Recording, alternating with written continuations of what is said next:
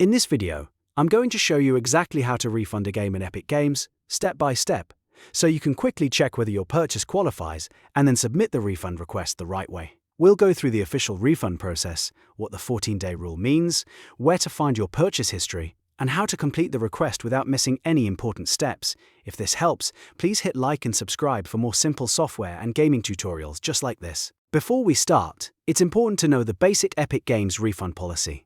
In most cases, full game purchases are eligible for a refund only if they're within 14 days of purchase, or within 14 days after release, if it was a pre-order. In many cases, the refund also depends on playtime limits, so if the game has been played too long, the option may no longer appear. That means the first thing you want to do is make sure your purchase still qualifies before you try to submit anything. Now let's walk through the process.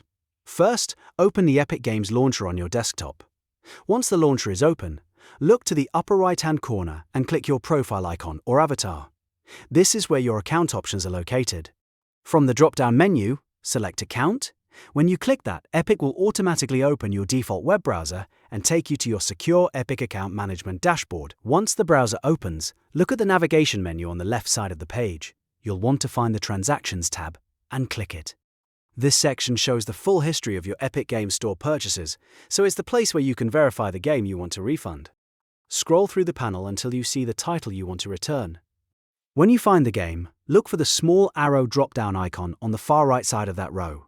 Click that arrow to expand the order details.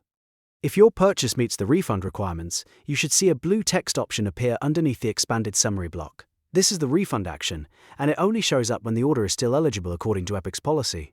Next, check the selection box next to the game title on the left side. After that, click the Request Refund button. A confirmation prompt will appear on your screen, and it will show you where the money or credit will be returned. Make sure you read this carefully so you know exactly what kind of refund destination is being used. At this stage, Epic will ask you to select a reason for your return, click the drop-down menu, and choose the reason that best matches your situation. Be honest and accurate here, because this is part of the refund submission process. After that, review everything one more time, then confirm the request. Once submitted, Epic will process the refund based on the details you selected. If you do not see the refund option, that usually means the game is outside the refund window, or it no longer meets the policy requirements. In that case, you may need to review Epic's official refund policy or contact support if you believe there's a special issue with the purchase. Also, remember that not every purchase is treated the same, so always double-check the exact transaction before assuming it can be refunded. And that's it.